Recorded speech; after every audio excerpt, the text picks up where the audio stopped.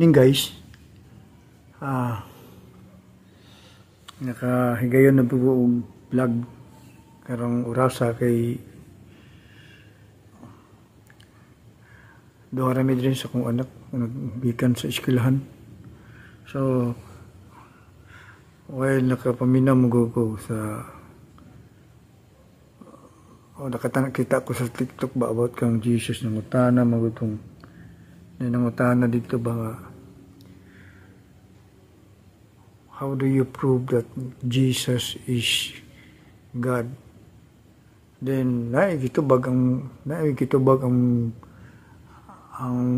defender dito o preacher. Nagtubag siya sa ako lang pong perspective. Share lang po ko. Gibase po na ko dito sa share sa pulong sa Ginoo. Giprove nga si Jesus Diyos, dili siya tao. So kani siya guys, kaning sa Isaiah 9:6. Kung basahan na Isaiah 9:6 ha.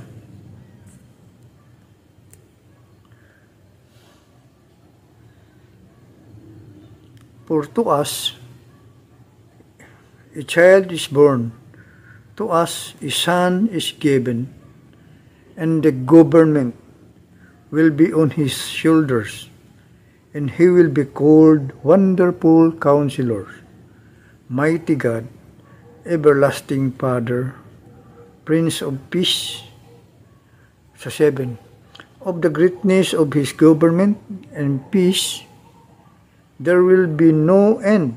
He will reign on David's throne and over his kingdom, establishing and upholding it with justice and righteousness. From that time on and forever, the zeal of the Lord Almighty will accomplish this. Kaning gisigutan rin nga Jesus, kay usay man God Jesus. Nakang Jesus ka na silingan na mo sa una sa Boulevard.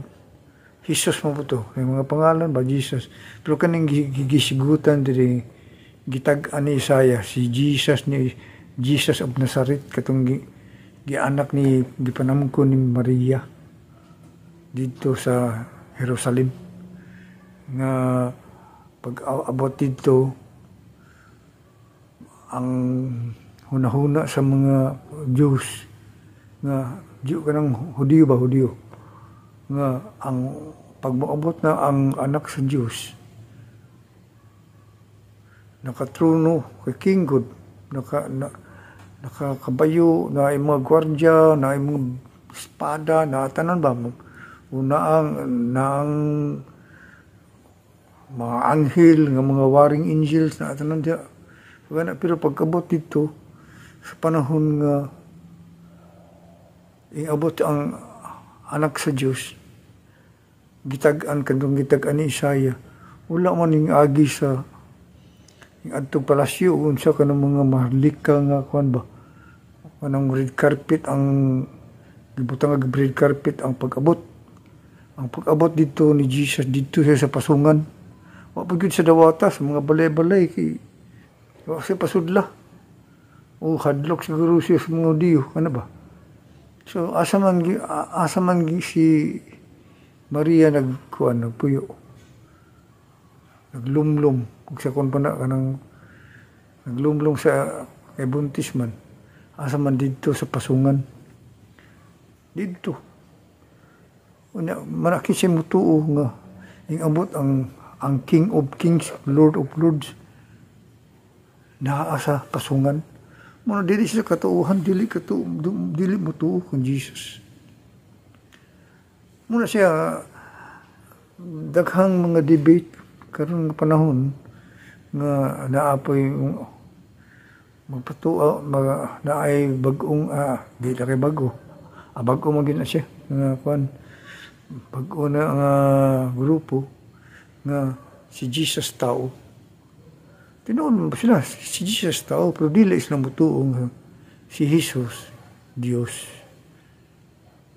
So ako lang gi-prove din sa panahon pa ni Isaiah, Prophet Isaiah, gitag-an na si Jesus raw. Kato kung gibasa ganiya 9:6. For to us, kita ba? Ang us kay but pasabot kita. For to us, mga humans, a child is born. O dito sa pasungan, a child is born. To us, a son is given, and the government will be on his shoulders, and he will be called Wonderful Counselor, Mighty God, Everlasting Father, Prince of Peace. Prince of Peace. So, siya ang tanan. So, pag-abot dito sa pasungan, pag-abot sa panahon, i-adapt siya ni Jose. Ulitaw mo ito si Jose. Na pagkabuotan ni Jose nga, giina mo siya sa anghel nga, ayaw na bulagi. Ayaw na biyae si Maria. Kaya ka na iyang gipanamkon. Gikan na sa balang espiritu, gikan sa Diyos, gikan sa Amahan, sa langit. Ano ba?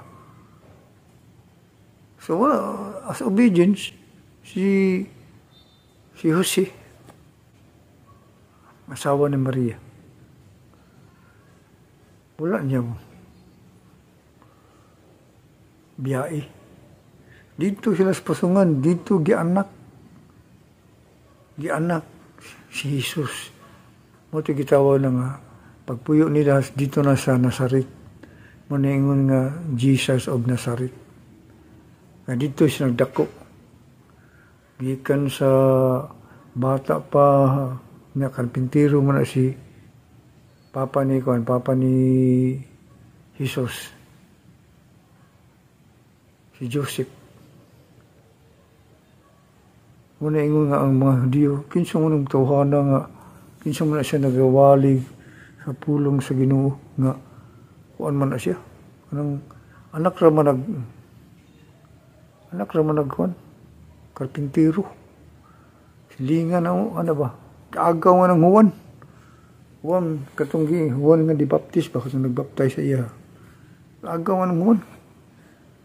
Anak ni Elizabeth, pag umangko na ni Elizabeth, nakaroon Diyos na Ginoo. So dili nakatuhan mo nang nahitabo nga dili katuhan. So padayon ta. Gi-prove diri sa ingon diri sa kuan. Nga Diyos siya ingon sa diri sa John 17:5. And now, Father, glorify me in your presence with the glory I had with you before the world began. Ano siya?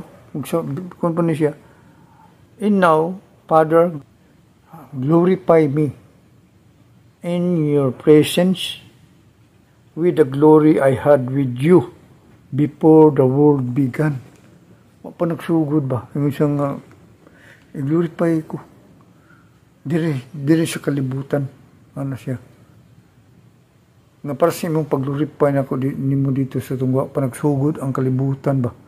Before the world began. Wa pa nagsugod. Sa ito pa, si Jesus, kanang gianak ni Maria, dito na sa right hand sa Amahan. Sila gid ang nagabuhat sa creation siya. Uban na siya, co-creator na siya sa Amahan. Ug ang sulti kay sa Hebrew nga sa Colossians nga ang tanang gibuhat pinaagi kang Jesus, ang tanan sa universe, tanan kalibutan, tanan mga stars, moons, ang universe, ang earth, ang tanan gibuhat na tungod sa anak, na ang anak mo na si Jesus. O kung tao pa na mabuhi ka na siya, ang iyong pamagaling siya nga i-glorify ko Ginoo katong pag-glorify nimo sa una nga ang kalibutan wala pa nagsugod. I-glorify ko nimo dito. Sa dito pa lang sa kauban na siya sa Ginoo, dito pa lang sa langit o asa nga lugar ang Dios nga gitawag na langit. Gi-glorify na siya. So kung tao siya, way tao makaadto pa dito. Walay tao makaadto dito sa gingharian sa Dios. Kaya kung ang tao mo adto dito mamatay, kanya karon kung si Jesus tao na, mamatay na dito. Asa ka mangita? Wa magisugod ang kalibutan, naan na siya. I-prove na napasakwan. Kani kay gisulat ni Juan. So kaning book ni John, gisulat ni with the full knowledge ng naa kan Jesus. Yung siya nga, so tiyan niya nga, dito na kusamahan. Wa pa nagsugod ang kalibutan. I-glorify na kusamahan dito. Mga man ko, i-glorify po kung gari. Parehas pag-glorify ni mo dito sa naapa ko dito. Sa pag-create pa na to sa kalibutan. Yan na ba? So, din isa pa, naapa sa John 10:30. Sa John 10:30. Ay, atras na to atras ta sa 22. Sa 22 ha. Atras na to sa 22. Para kompleto gid ang kon. Ano siya? Then came the festival of dedication at Jerusalem. It was winter sa 23. And Jesus was in the temple courts walking in Solomon's colonnade. Sa 24, the Jews who were there gathered around him, saying, "How long will you keep us in suspense? If you are the Messiah, tell us plainly." Pangtana siya ba? Ayaw dugay-dugay da, nagpa-suspense pa mga kasamuha. Isulti sa amuha kung ikaw bagid ang Messiah. Isulti na ang tubag ni Jesus. Jesus answered, "I did tell you, but you do not believe." Sultian ta na mo, mumutuo. "The work I do in my Father's name testify about me, but you do not believe because you are not my sheep." Yang gisiginon ang sige buhat siyang Father sa yang amahan, sa amahan. Ano? Ang trabaho niya ba? The work I do in my Father's name testify about me. But you do not believe because you are not my sheep. Dili mo ka mga tinunan ako, di mo na ako mga karniro. Di ba dayon ta? My sheep listen to my voice. I know them and they follow me. I give them eternal life. Na ba day tao nga makahatag og eternal life? Ang Diyos raman. And they shall never perish. No one will snatch them out of my hand. Sa 29, my Father who has given them to me is greater than all. No one can snatch them out of my Father's hand. Sa 30, yung siya, I and the Father are one. Sa 30, yung ako ug ang amahan isara. Parehar ba? Equal sila. Ug unsa ang pagka-Diyos sa amahan, maupod siya. Ang nakaapan lang, ang nakadiferensya lang sa kani Jesus kay ang amahan spirits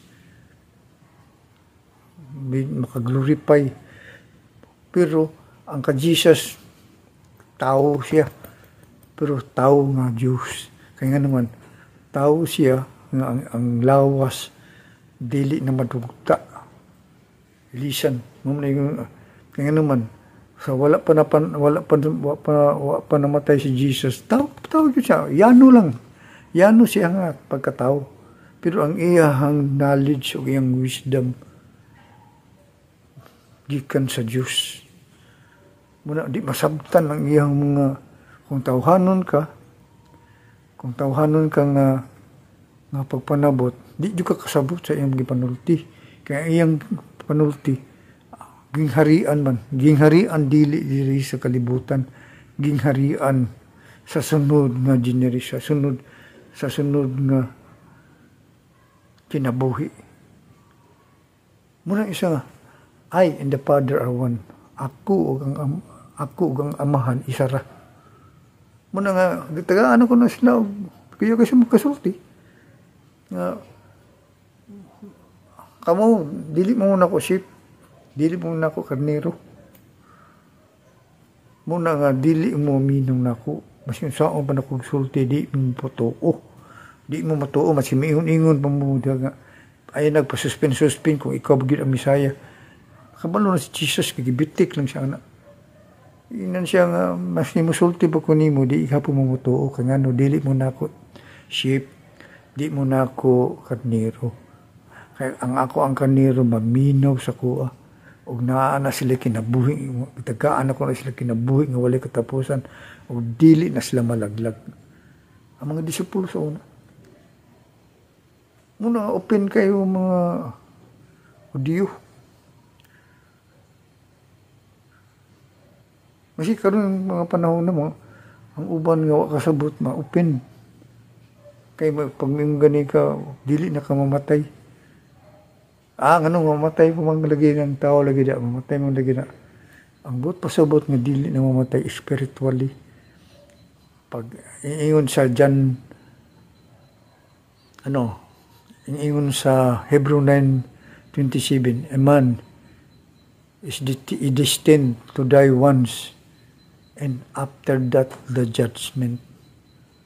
Ang tao yun mamatay yun. Destino yun ang mamatay, pero naapay judgment. Buot pasabot, pag kamatay, naapay kinabuhi.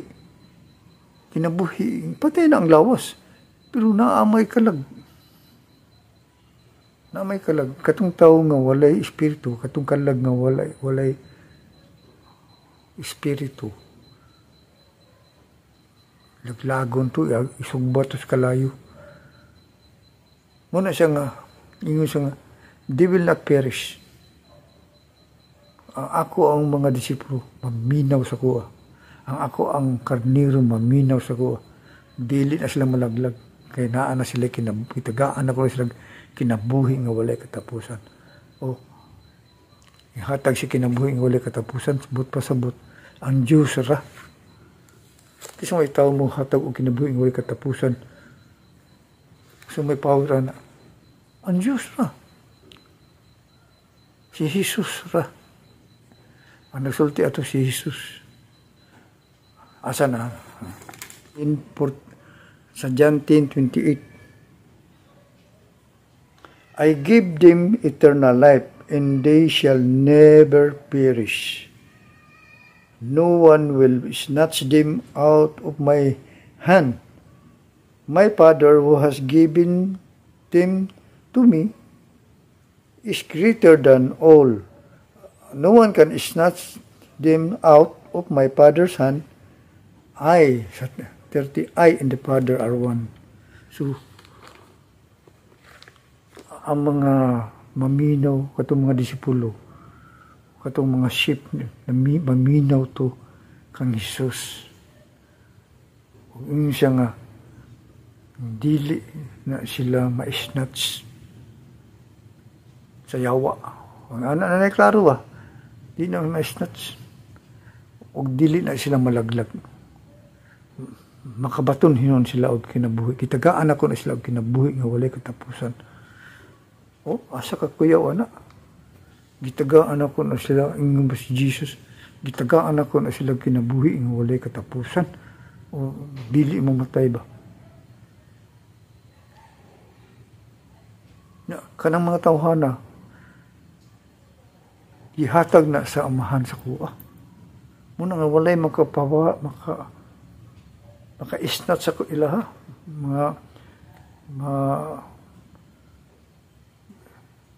mawala. Di na sila mawala. Muna na kaniro ba? Binabantayan yun si Ginoo. Mura po na karon. Katong mga tao nga naminaw sa pulong sa Ginoo.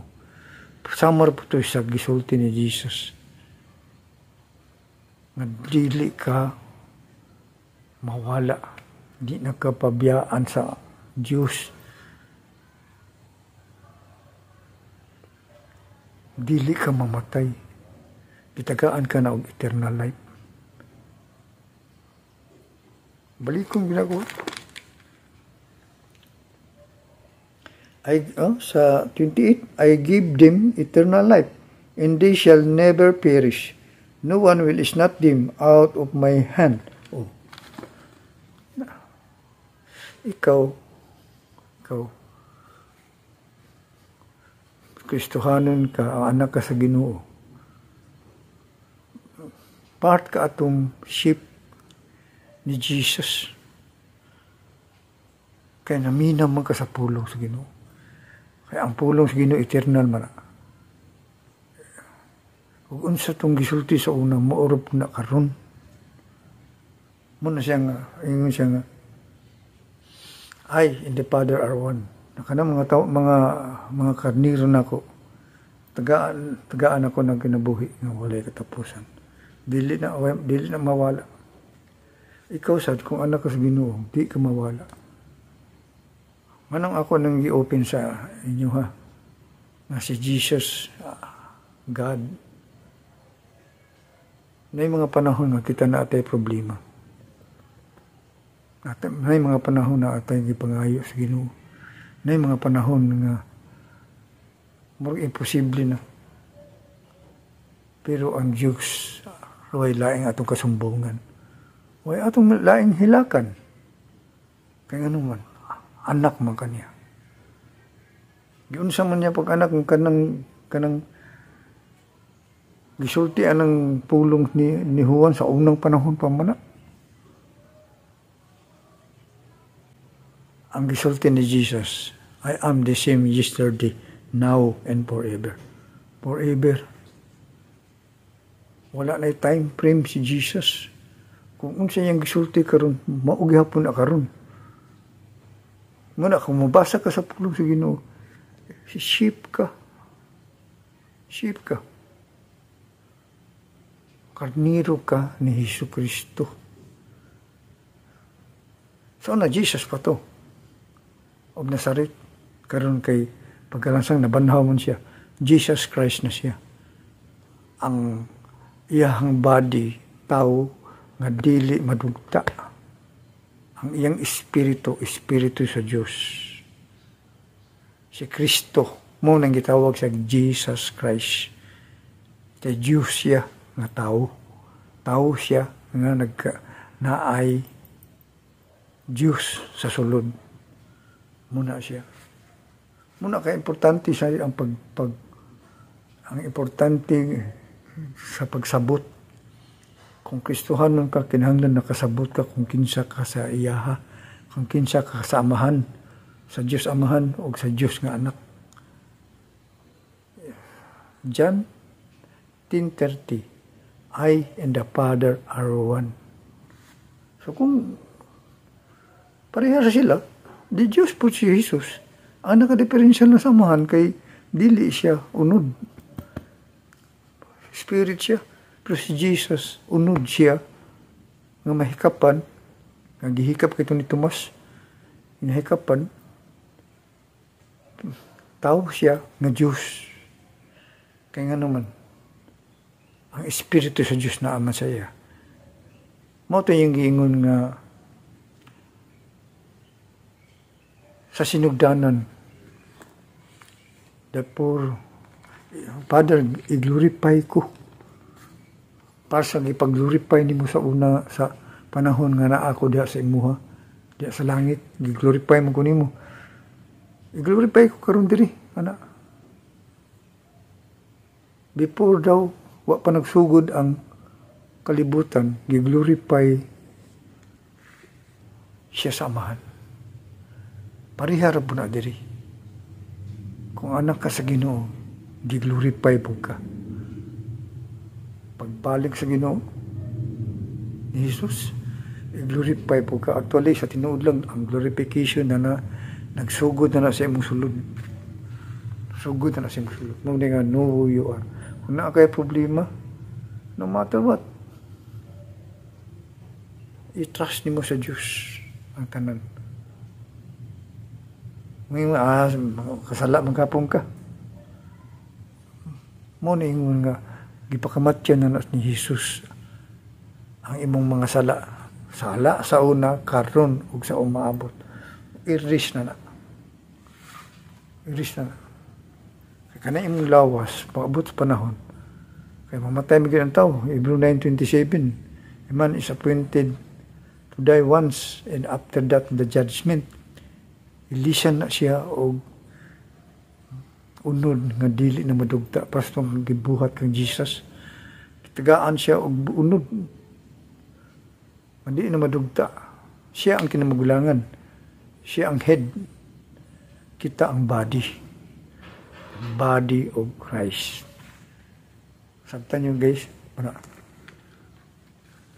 So, justify na ito nga si Jesus, Diyos. Sa John 14:6, ingon siya diri. Jesus answered.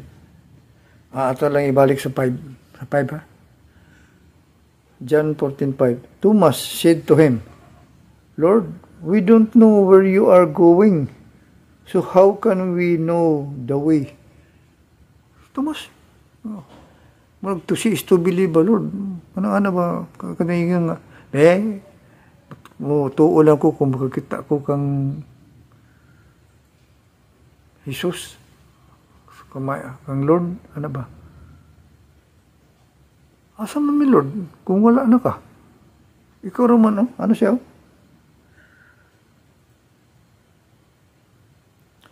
Asa man mi? May katuod asa ang dalan. May katuod. Asa man mi Lord? Kasi tubag ni Jesus.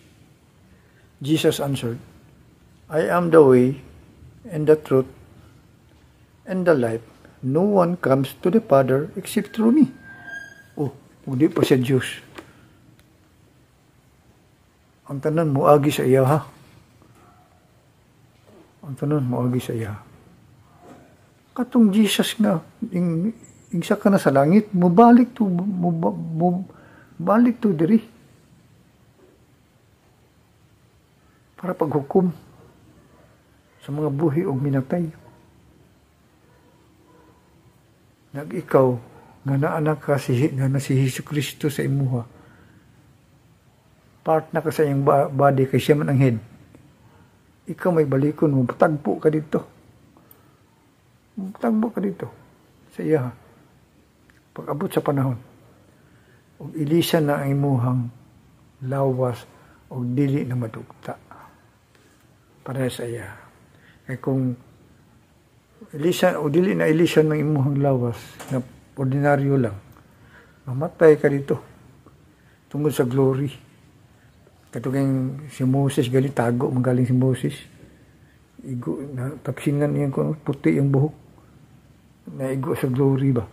Si Jesus pagsulod niya dito sa langit, nakakita sa vision si Peter. Yung siya paggawas, puti, tanan. Puti si Jesus. Nakita ni Peter to si Elijah. Si Moses. Dito, ato nang himo ang balay. Ina siya ni Jesus. Ayaw saba dia.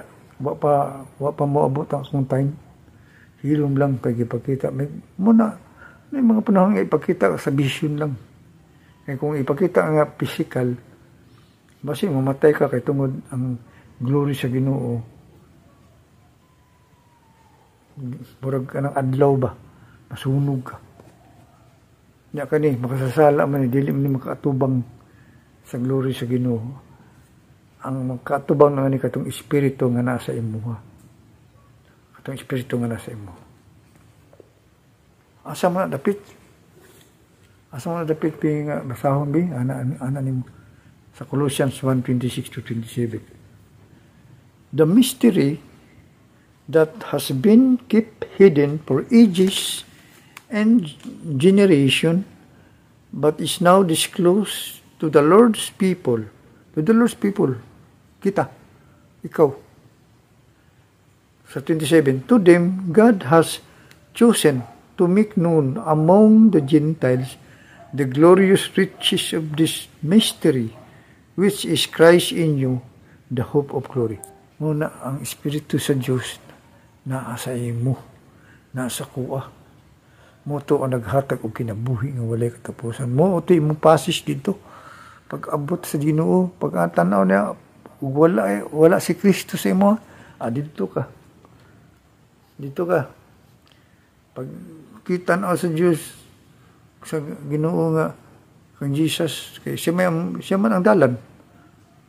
Pag oy, na ang Espiritu sa Diyos, diri ka, sulod ka, kay siya man ang way. Si Kristo, buot pasabot nga siya ang way, katong Kristo nga naa sa imuha, mo to ang way. Pag tagbo ni Jesus ko, okay ni, pasis to ba? Huwag sa kung otong ticket, diri ka, samahan, diri ka, sulod ka. Pag abot dito, ikaw, dito ka, kay wala ka mo too. Di ka mo too, imo kong gibitik, mga itong kuhan ka, katong mga parisiyo, katong mga Hudiyo, o dito ka. Di ka mo too, maski yung saon ako sulti ni mo. Rapon na diri, magwali diri, kantsawan, magbugal-bugalan, nag-isa din na, nga, silingan na to. Tinood,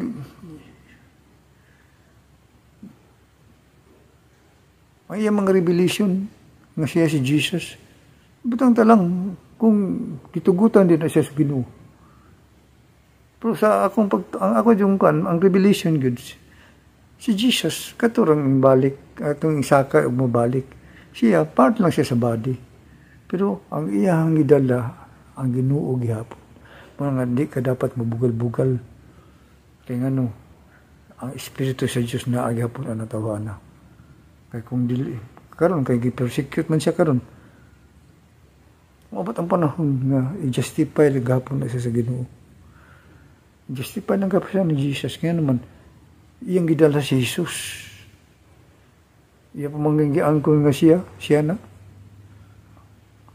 Pero kinsa man ang pangalan, sa ngalan ni Hesus Kristo, na ang mga pulong sa Ginoo iyang gigamit. Ayaw mo kalain wa ko nag-justify anang akong silingan diri. Pero nakasabot siya. Ang ako alang dili na ko madawat nga siya si Jesus. Kay part man siya sa body. Part siya sa body. Ang isa si Jesus nga katong misaka sa langit ug mobalik mo to siya ang Jesus gyud. Ang matagbo kita. Pero dili ko mo judge sa anong tawhana. Dili ko mo judge sa anong tawhana. O kung siya iyang nahitabo karon, ang kabubuton sa Ginoo sa iyang kinabuhi. Pero di ko mo judge sana. Kaya ngano ang Espiritu sa Diyos na aghapon na ng mga tawhana. Kaya ngano man ang mulihog yun ang Ginoo ba? Mulihog gapon. Kaya ngano man iingon ang 1 Corinthians 3:16. Do you not know that you are that your body is a temple of God and the Spirit of God lives in you. Nagpuyo sa imuha ang Espiritu sa Diyos. Mo na si Kristo si Kristo na animo. Mo na yung gisulti uban na dito sa dako nga simbahan po siya naapod kanimo. Si Kristo na animo, naapod kanimo. Mo na dapat kung naay mga ingana nga tao ayaw bugal-bugali kay maigo ka sa karma o what you sow you will reap mo sa Bible. What you sow you will reap. Kung sa imong gitanom mo ay mong anihon. Di ka mabugal-bugal. Let God mo judge sa iya ha. Kung sinahitabo niya karon, control na sa Ginoo. Pero nung ka nga ayaw yun pag bugal-bugal anong tawhana. Kay kung unsa imong gitanong, ani ka na. Pero ako nag-justify anang akong silingan diya. Pero sige lang. Let God be God. Let God be God. Ano siya guys? So, balik ta sa Colossians 26:27 naman ito, si Kristo na asay mo ha. Balik ta. Di ka basta-basta. Ang Espiritu sa Diyos nga si Kristo na asay mo ha. Maabot ang Espiritu ni Jesus nga taga Nazaret naa sa iya ha. Katong Kristo nga naa, ang katong Espiritu nga naa kang Jesus, si Kristo to. Naa sa iya ha. Naapod sa imo ha. Naapod sa kuha.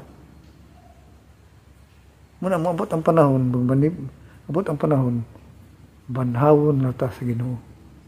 Kamatay na ito tanan. Banhawon ta, o ilisang ta, o lawas nga dili madugta. Para makatagbo ta dito. Pagbalik sa anak, ang way, ingon sa 14:6, I am the way, the truth, and the life. No man can come to the Father except through me. Para makatagbo ka dito. Pero katong mga walay Espiritu sa Diyos, dili kita makatagbo dito. Dili ka katanaw sa glorification ni Jesus. Pag mag-glorify na ikaw, mag-glorify mo po ka. Kaya nga naman, ilisang na imong lawas o parehas lawas ni Jesus, ni Hesus Kristo. Bitaw na nga, kung naa si Kristo sa iya ha, naapod si Kristo sa imo ha. Siya ang kinamuglangan, kita ang mga manghod, kita ang body of Christ. So last, yung isa diri sa John 8:58-59. Very truly I tell you, Jesus answered, before Abraham was born, I am. Sawa pa daw na tao si Abraham na anak ko. Ako na. Subot pa subot. Buhi na si Jesus. Buhi na si Kristo dito. Si Hesus Kristo ba? Buhi na. Nandito. Siya ang naghimo sa kalibutan. Naghimo ang kalibutan. Pinaagi kang Hesus Kristo. Ano ang mahan? Napili. Himo ta sa kalibutan tanan. Himo tagtaw. Parihag naong nato. Muna sa, di ko tuong. Dili Diyos si Jesus. Diyos siya. O tao po siya. Tao siya. Katong tao nga dili na mamatay. O Diyos siya. Muna siya. Kaya anak man siya sa Diyos. Anak siya sa Amahan. Diyos Amahan. Muna guys.